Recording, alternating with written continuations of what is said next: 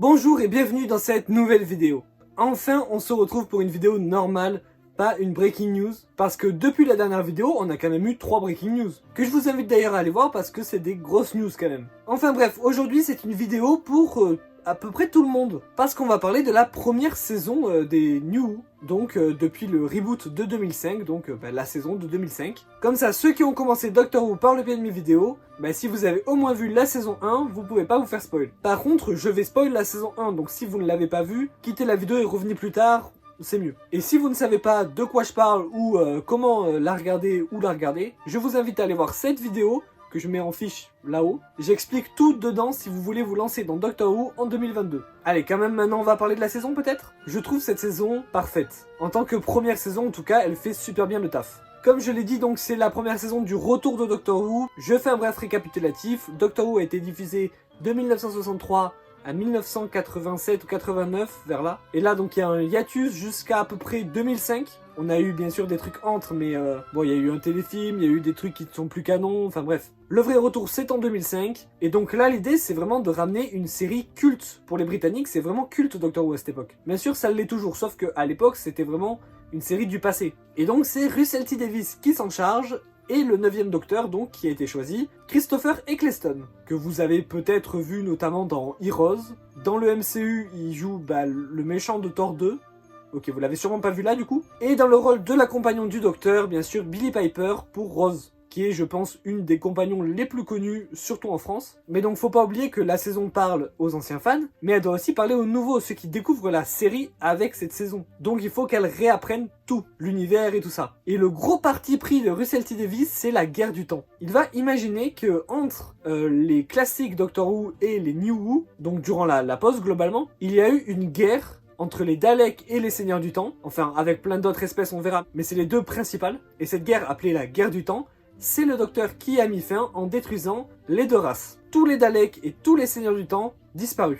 Ce sera malheureusement la seule saison de Christopher Eccleston en tant que 9e Docteur. Malheureusement parce que je le trouvais excellent, mais on verra ça plutôt dans la conclusion. Et c'est la première saison du coup de Russell T Davies, le showrunner qui continuera après avec le très connu David Tennant, et qui est de retour pour les prochaines saisons de la série. Bon, on va déjà commencer par, techniquement, qu'est-ce que ça donne cette saison?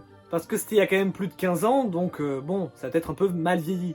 Globalement, ouais, il y a pas mal de trucs qui ont très mal vieilli. Les effets spéciaux, notamment la CGI, c'est pas fou. Mais tous les extraterrestres ne sont pas faits en CGI, et heureusement. Je pense notamment aux Slighting, qui sont des vrais costumes pratiquement tout le long, sauf pendant les courses-poursuites, où là c'est de la CGI un peu moche. Mais voilà, je pense qu'ils savaient que la CGI allait mal vieillir, vu le peu de budget que Doctor Who a. Et donc ils l'ont limité le plus possible, ce qui est pas mal. Et puis en vrai, bon, ça fait partie de Doctor Who de savoir que c'est un peu cheap, donc c'est pas si dérangeant que ça en fait. Peut-être juste la qualité visuelle, vraiment, genre de l'image, ça a mal vieilli. Et c'est ça qui peut déranger le plus, l'image et le son, voilà, c'est vraiment ce qui techniquement est le plus dérangeant. Mais les acteurs sont incroyables, évidemment, hein. Billie Piper va continuer dans la suite d'ailleurs. Christopher Eccleston, comme je l'ai dit, c'est sûrement un de mes docteurs préférés, si ce n'est mon préféré. Et les musiques, évidemment, de Murray Gold, donc celui qui fera les musiques de Doctor Who jusqu'à l'ère de Jodie Whittaker, elles sont incroyables, évidemment. On a notamment le générique, enfin la musique de générique la plus connue, je pense, de Doctor Who. Maintenant, je vais parler vite fait des épisodes individuellement et de qu'est-ce que ça raconte et de est-ce qu'ils valent le coup. Le premier épisode, qui s'appelle Rose, en français et en anglais, donc là, pas de confusion. Donc c'est le premier épisode et il est pas mal. En fait, l'histoire et les ennemis sont assez osef, parce que l'épisode, il sert vraiment à introduire le Docteur, Rose, et la série en fait. Donc forcément, il n'a pas trop de temps pour l'histoire et les ennemis. Les ennemis qui sont quand même les Autons, et qui sont des ennemis des classiques en fait, le 3e Docteur et les premiers à les rencontrer. Mais voilà, globalement, ça met quand même bien le mystère autour du Docteur avec ce personnage dont j'ai bien sûr oublié le nom, et je pense d'ailleurs qu'il n'a pas de nom, que Rose va rencontrer quand elle fait des recherches sur le Docteur, et qui va lui montrer des photos d'époque où il a toujours la même tête, où il est sur toutes les photos. Voilà, toute cette partie-là, je trouve ça très intéressant. Bon, bien sûr, on a la fameuse scène de la poubelle avec Mikey, qui est, bon, vraiment horrible niveau effets spéciaux. Et on a un Mikey d'ailleurs qui va beaucoup changer par la suite, parce que dans ce premier épisode, il est pas glorieux. Ok, maintenant l'épisode 2, The End of the World, donc la fin du monde en français. Premier épisode du coup dans l'espace et dans le futur, par la même occasion. On y rencontre des extraterrestres un peu tous différents. On a des arbres, on a Phase de Beau, et on a Lady Cassandra, pour nos plus grands malheurs. Phasebo qui est vraiment très discret dans cet épisode d'ailleurs parce que c'est à peine si on entend son nom au début, sauf que c'est quand même un personnage mémorable, tous les fans se souviennent parce que après il est un peu plus important. Et donc c'est fou de se dire qu'il était déjà là dans le 2e épisode de la série. On a aussi un trait de personnalité du docteur qui est de demander les prénoms des gens qu'il essaye de sauver. Et ça, il le fera beaucoup de fois, tout le temps en fait. Et on aura aussi les prémices de la guerre du temps et du fait que le docteur veut pas trop en parler. De Unquiet Dead, ou Les morts inassouvés en français. 3e épisode dans le passé, enfin du coup premier épisode dans le passé, 3e épisode de la saison. Et un épisode historique sur Charles Dickens. Alors, épisode très sympa, les ennemis ont un design plutôt original, c'est une bonne histoire de fantômes et de morts vivants, l'époque fonctionne très bien aussi, et surtout on a la première mention de Bad Wolf, et on continue un peu sur la guerre du temps, parce qu'on apprend que le peuple, du coup, les sortes de fantômes, ont perdu leur corps durant la guerre du temps. Donc je pense pour l'instant meilleur épisode des 3, et d'ailleurs je ne sais pas si vous avez remarqué, mais la plupart des saisons de Doctor Who, du moins celles qui sont censées introduire de nouveaux fans, donc globalement les premières saisons de Docteur, commencent pratiquement tout le temps par présent, futur, passé. Avec le futur bien souvent dans l'espace, tout simplement parce que ça sert de pilote en fait. Quand tu regardes les 3 premiers épisodes de la saison, tu sais déjà de quoi est capable le TARDIS et de quoi est capable la série. Ok, alors pour les épisodes doubles, à part le dernier, on fera une seule partie pour les 2 épisodes. Donc Alien of London, ou L'humanité en péril en anglais, et World War III, et donc la 3e guerre mondiale en anglais. C'est le premier double épisode de la saison et de la série du coup, et un épisode dans le présent. Déjà ça commence par le fait que le docteur dit à Rose qui sont partis 12 heures, ou 12 minutes peut-être, je sais plus exactement, mais enfin, peu de temps. Alors qu'en fait, ils sont partis 12 mois. Et donc ça met en place le fait que le docteur sait piloter le TARDIS, mais le TARDIS en fait un peu casse sa tête quand même. Les Slytherin, alors, dans leur apparence vraiment d'extraterrestre, hein, pas dans leur apparence humaine, sont très cool je trouve. Enfin, ils ont vraiment un design d'extraterrestre typique de Doctor Who, et je les trouve vraiment sous-exploités. Ils ont fait une apparition en saison 1, dans Sarah Jane Adventure, et puis plus jamais. Donc peut-être un retour des Slytherin bientôt. Dans cet épisode aussi, on a Unit, donc qui sont présentés comme des spécialistes dans les extraterrestres, qui ont été et qui seront très importants dans Doctor Who. On a aussi une première expérience avec le gouvernement anglais en cas d'invasion extraterrestre, avec notamment Henriette Jones, un personnage iconique du début de la nouvelle série Doctor Who. Et évidemment, l'inscription Bad Wolf qui continue et qui commence à éveiller des soupçons chez les spectateurs. Mais ça va encore durer toute la saison. Ok, si juste à présent on avait des épisodes, pas si fou que ça, mais ça va quand même. Dans la 2e partie de la saison, on attaque des gros épisodes. Notamment Dalek. En anglais comme en français, c'est la même chose là pour le coup. Oh mon dieu que cet épisode est génial. Et j'aime bien quand les épisodes de Doctor Who se passent dans des musées, surtout spatial. Enfin même si là il est pas spatial, mais c'est à propos de l'espace le musée. Parce que ça permet d'avoir plusieurs références. Notamment un casque de Cyberman, ennemi absent de cette première saison. On en apprendra beaucoup dans cet épisode sur la guerre du temps. Parce que visiblement, un Dalek a survécu. Le docteur qui pensait être le dernier survivant de la guerre n'est en fait pas le dernier. Sauf que le 2e survivant est son pire ennemi. Cet épisode est génial parce qu'avec un seul Dalek, il arrive à montrer toute la puissance, toute la dangerosité et toute la terreur que peut apporter un Dalek. Il arrive évidemment à se libérer et commence à tuer tout le monde dans le musée. Enfin bien sûr que des militaires, il n'y a pas de civils dans le musée. Mais justement, une centaine de militaires entraînés n'arrivent pas à tuer un Dalek. Et en plus il semble inarrêtable. Les escaliers ne l'arrêtent pas parce qu'il s'est volé. Les portes ne l'arrêtent pas parce que il est détruit, et les militaires ne l'arrêtent pas parce que il les tue. Et surtout, c'est la première fois que le docteur a peur, mais vraiment beaucoup. Il est terrifié de savoir qu'il y a un Dalek, il est violent envers lui, et vraiment il prend les armes et tout, alors que le docteur ne prend jamais les armes. Donc là, le spectateur comprend vraiment qu'il y a un danger. Et la manière de le battre est vraiment intelligente. En fait, vu qu'il s'est réveillé avec l'ADN de Rose, il a pris une partie de l'ADN de Rose. Du coup, ce n'est plus un Dalek pur. Et ça, pour un Dalek, c'est vraiment la pire humiliation. Étant donné que c'est une race de gros racistes, même quand eux sont un peu différents d'un Dalek normal, ils préfèrent se suicider. Parce qu'il éprouve de la compassion et qu'il ne veut pas tuer Rose, par exemple. Mais du coup, dans cette scène finale, le docteur est celui qui veut absolument tuer le Dalek, alors que le Dalek ne veut pas les tuer. On a là une inversion des rôles, qui mènera évidemment à la phrase culte « Vous feriez un bon Dalek », prononcée par le Dalek envers le docteur, et qui fera prendre conscience au docteur que peut-être il est allé trop loin et que la guerre du temps l'a vraiment changé.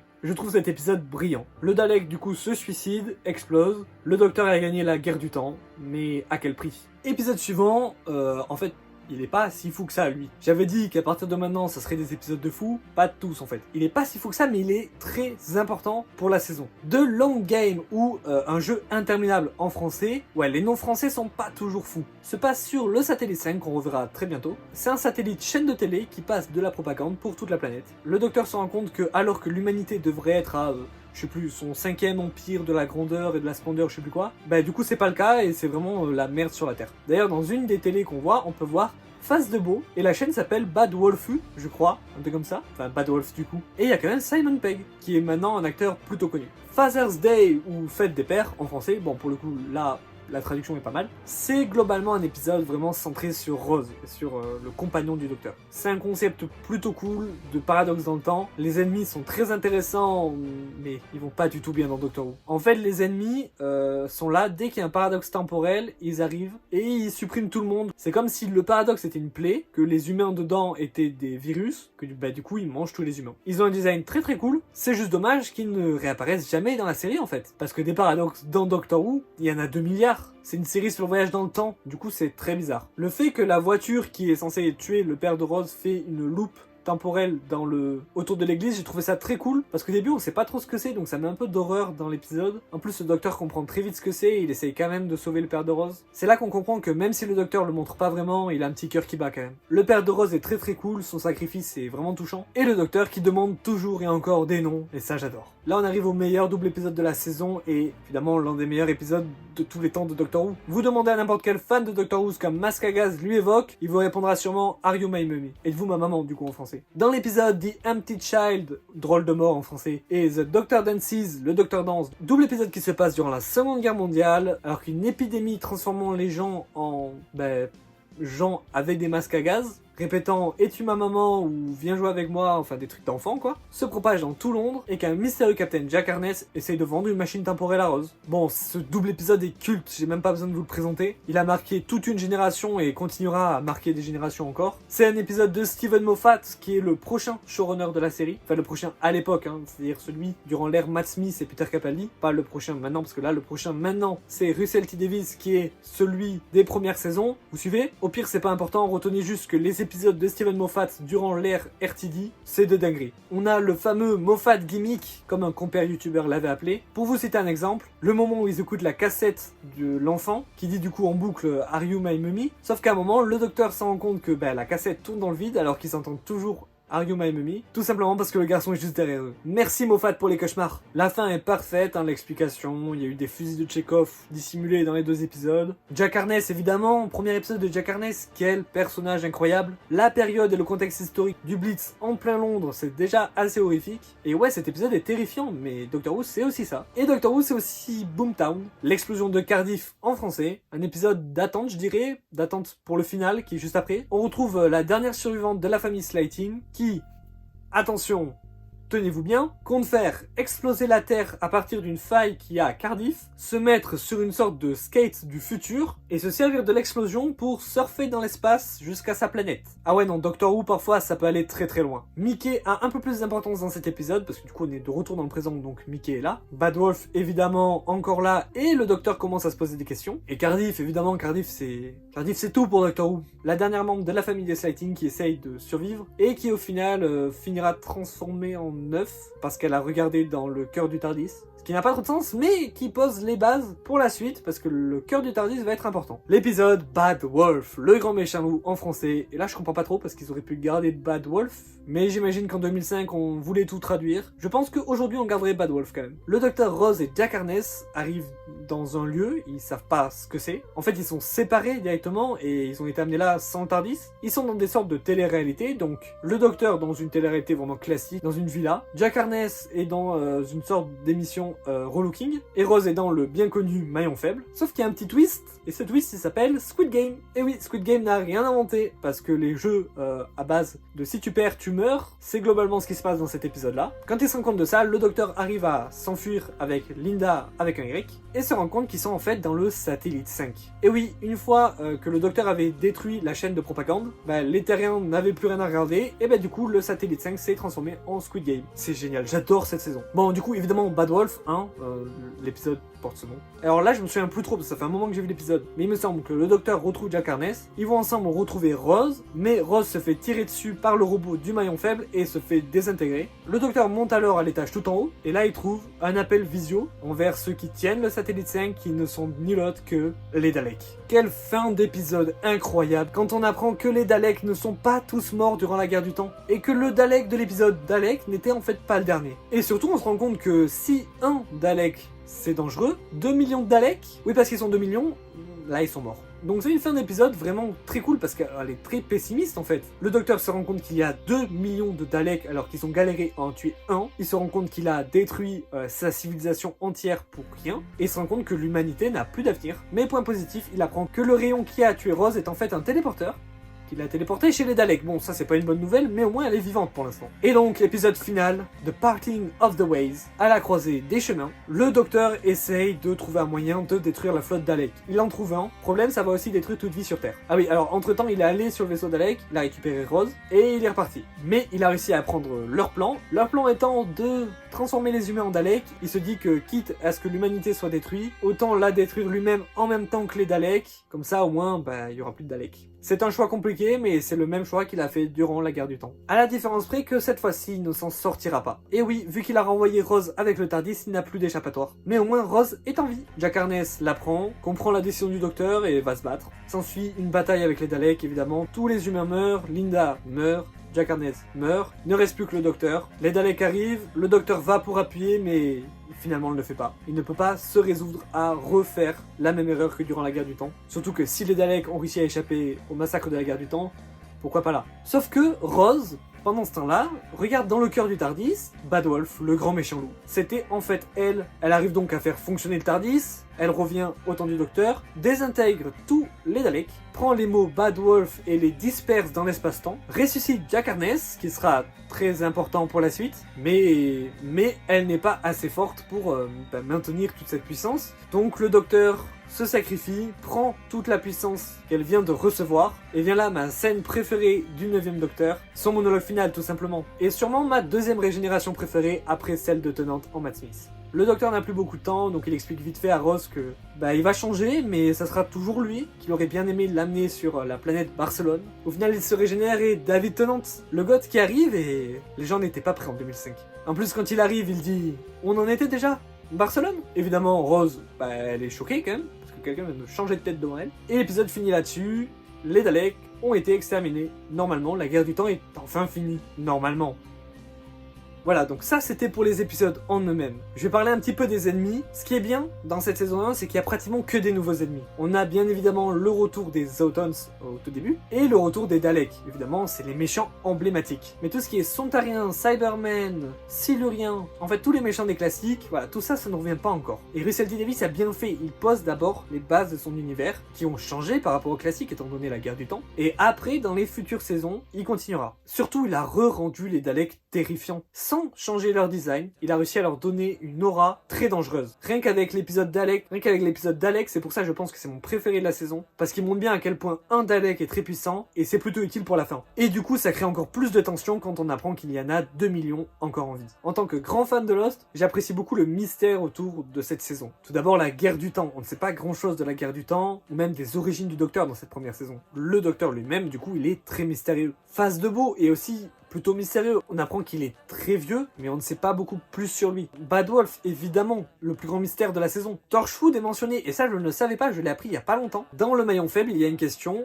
portant sur Torchwood. Torchwood qui sera très important par la suite et qui aura même droit à son spin-off. Pour conclure, la première saison est culte. Tous les épisodes sont restés dans les mémoires, tous, même les moins bons. Et c'est parfait parce que ça présente Doctor Who à merveille. Le Docteur est bien présenté, nouveaux compagnons pour présenter l'univers aux spectateurs. Le truc du présent, futur, passé pour montrer les capacités de la série. Un fil rouge mystérieux, Bad Wolf dans cette saison. Le retour des Daleks, les méchants les plus emblématiques de Doctor Who. La régénération en fin de saison qui présente du coup le concept de la régénération pour les nouveaux venus. Un épisode historique, un dans l'espace, un dans le présent, un dans le futur. futur, un dans le passé. Certains sont drôles, certains sont dans l'horreur, certains sont plus dans l'émotionnel. Et surtout, le 9e Docteur est incroyable. Quand je dis que c'est un de mes Docteurs préférés, je ne rigole pas. C'est vraiment un de mes Docteurs préférés. J'aurais trop aimé qu'il ait plus de saisons. J'aimerais trop qu'il revienne, mais étant donné que ça s'est mal passé avec la production, ça m'étonnerait. Et je suis très content qu'il ait au moins repris son rôle dans les Big Finish. Et je pense que si je dois acheter des Big Finish, ça sera les siens en premier. Voilà pourquoi, pour moi, la première saison est parfaite. Elle présente super bien Doctor Who.